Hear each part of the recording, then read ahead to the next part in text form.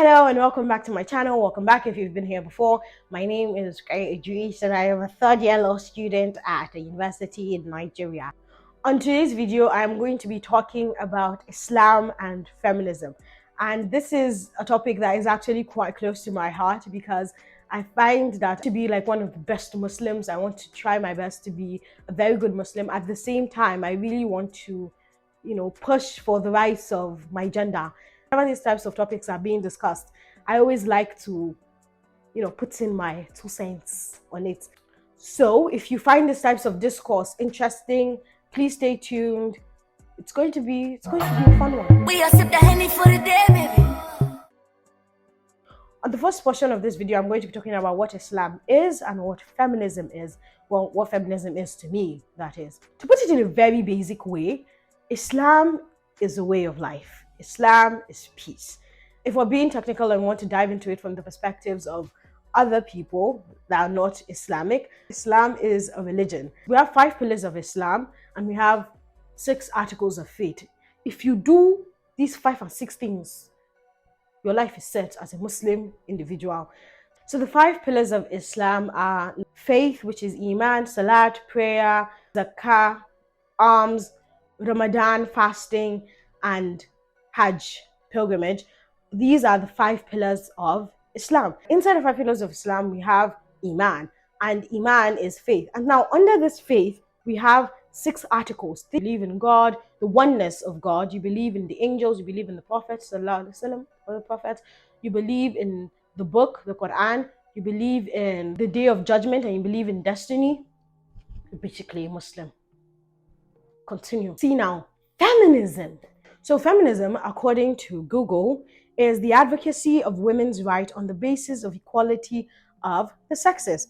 So how I define feminism from, every definition I've seen is feminism is basically saying women should have a right to do or a choice to say, okay, I want to do this and I don't want to do this. We have free will. So feminism believes in the exercising of free will and societal concepts and ideas not holding women down. Because you believe a woman is meant to cook, clean, and take care of a household does not mean every woman is like that. So some women can do things that are not within the context of a household or training or bearing children whatsoever. So feminism is basically pushing the concept that, okay, these women can do these things, allow them. There was an essay I once read written by Sarah Grimke that said, if women, to paraphrase her, if women are so inferior, women cannot do things on their own, women are not as intelligent, then let us fail. Let us prove to you that we are not worth the time of day. But if there is even a semblance or even a sheer possibility that, okay, we are actually worth these things, we're actually capable of so much. To quote her, she said, we do not ask any favor from our sex. All we ask of our brethren is that they take their feet from off our necks. Allow us to fail. So I believe in its core meaning, feminism is simply saying, okay, you are a woman, do what you can, do what you want to, do what you are passionate about. I think there is no Muslim that would disagree with me that Islam upholds women. Islam believes in women. Islam values women.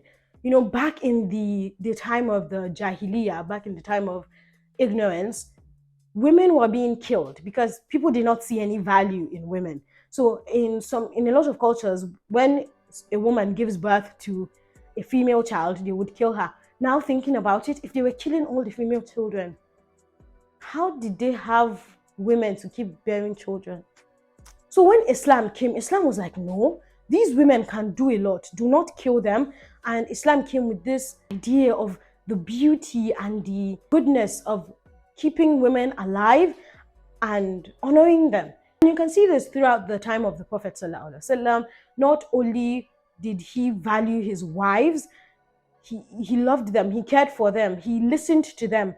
They didn't give an opinion and he sidelined it. If you look at his wife, Khadija was a businesswoman. Khadija was someone that was intelligent, she was smart. If you look at Aisha also, Aisha released a lot of hadiths, she said a lot of things about Islam. And this just shows you that Islam actually listens to women. Islam believes in them. Another aspect of this was during some of the wars that were fought during the time of the Prophet ﷺ, where we had women warriors. I'm going to be inserting their names. Where we had women warriors. These are women that fought during the war and protected the Prophet at the cost of their own lives. There are particular verses that say what a man should do and what a woman should do. Now, from what I believe has always been the misconception and the disjunction between people's idea of Islam and feminism is in the interpretation of the Quran. This is not an attempt to interpret the Quran. Astaghfirullah. I'm not wise enough to do that. When you see parts of the Quran, such as the verse in Surah An-Nisa'i that says a man is meant to protect the woman and take care of her, people interpret that to mean she is weak, mean she cannot do things by herself, meaning she cannot protect herself. That's not really what it means, people. A man is meant to provide for a woman. It doesn't necessarily mean she cannot provide for herself. It means he is tasked with the job to take care of her. And now some people transcribe this to mean that, okay, the man is going to go out and make the money while the woman stays at home, cooks, cleans, takes care of children.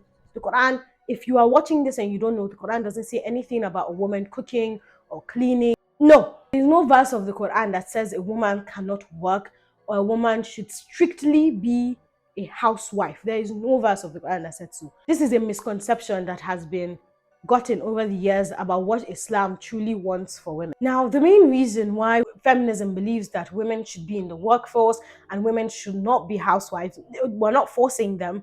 The main reason why feminism pushes for women to get out there and work and make their own money, because sometimes men are not reliable. And a way of bringing Islam into this is that Islamically, a woman is meant to be protected, provided for by her husband. But in today's society, you don't see that happening. You don't see men taking care of their wives to the best of their abilities. If, for example, the wife loses her husband, she's meant to revert back to her family, and the males in that family will take care of her. If she has kids, they take care of her. Or for the girl that lost her father, her siblings will take care of her. You don't see that happening these days. You see women being put in a situation where they cannot depend on the men in their lives. And not just when it comes to Muslims, even people of other religion and other cultures, believing that, okay, yes, men are supposed to take care of women and they are not doing that job. What then? What is the solution for women? Because we are talking to these men know their duties and they are not doing it. So the idea of women working and putting themselves out there is for the event of the man not being dependable. The women that work, they do not work because they're trying to outshine their husband or the men in their life. They work because they want to provide for themselves. Another way of seeing this is that some women are passionate about things. For example, how Khadija had a business of her own. This was something that was her life's work that she loved doing. For Queen Sheba, who had an entire nation depending on her, it was something that she was passionate about. To the women who fought for the Prophet ﷺ, they did it because they were passionate. They wanted to protect him. They wanted to defend him. So bringing that to this generation, we can see women who are passionate about tech, who are passionate about law, who are passionate about medicine, all these areas of society that they want to make an impact and they want to be able to advance and develop. They want to make sure that they are leaving this world knowing that they have made an impact. Feminism is not an attack on men. It's not saying that we hate men, though some of us do. It is simply saying, let us do what we want. I'd like to again state that Islam, in its core teachings, talks about freedom, talks about choices. Yes, you will one day account for all the choices and decisions you make, but you have a right to make those choices. You have a right to determine if you want your life to go south or north. To me, how I translate this into feminism and women doing what they desire and what they are passionate about is that there will be a day of reckoning. It is between the person and their Lord. Another way that some people are not so keen on the idea of feminism in Islam is because they see the decline of children being cared for, children being taken care of. And in a way, this kind of translates to not just Islam, but even Western civilization. There was once a case that took place in America back in the 1800s or 1900s. The case was called Miller v. Oregon. This was a situation where a lot of women that worked in a factory wanted to work more hours and make more money the way men could. While the case was still being tried, a psychologist wrote an essay talking about how if women are allowed to work more hours, then children will not be cared for, who help them do their assignment, who will be at home cooking their meals, who will be able to take care of the husband when he gets back. and the court denied women the right to work more hours and make more money the way men could. Feminism is not saying children should not be cared for, children should not be given the love and attention that they deserve. The question is, why is it the woman's job? Why have we put that role on her? Yes, the man is meant to provide. Some would argue that that doesn't just mean financially, that means emotionally, physically. He is able to provide for her the things that she requires, the basic amenities of life. So why is it the woman's job to now take care of the child and to ensure that they have a proper upbringing, and that same responsibility is not put on the man, keeping in mind that under Islamic law, the child actually belongs to the father? I would like to add that I'm not saying the child does not also belong to the mother, but you see this in situations where the father would die and then the child is referred to as a bastard. You see this when a woman gives birth and the man is supposed to pay her to breastfeed. And if she doesn't even want to, he has to get a wet nurse who he would pay to breastfeed her. The duty of taking care of the child is the father's. Why is that burden now being placed on women and then they are hiding under the guise of that's how Islam wanted it? Again, I would like to clarify, I'm not saying that men should do everything and women have no responsibilities. I am saying that the role that is being given to women to raise the child solely is not how it is meant to be. And before some of you argue that the father is providing financially, I would like to state that financial provision is not the entirety of raising a child. If it was, then mothers would not be so valued. And I say that sarcastically. Another thing is the extremist ideas on both ends. The toxic feminist idea that I am meant to be taken care of, I am meant to be loved, to be provided for, and I am not going to do anything to deserve that. Or the women who just hate men, who don't want men to succeed, who are against the concept of men. Those are extremists. And then the extremists on the part of Islam who believe a woman's place is in the kitchen, the living room, and the other room. Who believe the woman has no role outside the household. Islam never said that. When it comes to the concept of multiple wives, feminism does not believe in cheating. I say that to say this. Sometimes the way Muslim men approach the concept of having multiple wives is in a shady manner that is not in conformity with the teachings of Islam.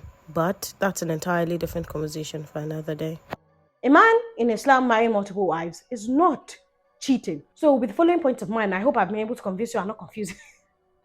Thank you so much for watching. I hope you enjoyed that. Please, if you did, don't forget to like, subscribe, share with your friends and family and everyone you know in this world. Thank you very much. Catch you in the next one. We are sip the Henny for the day, baby.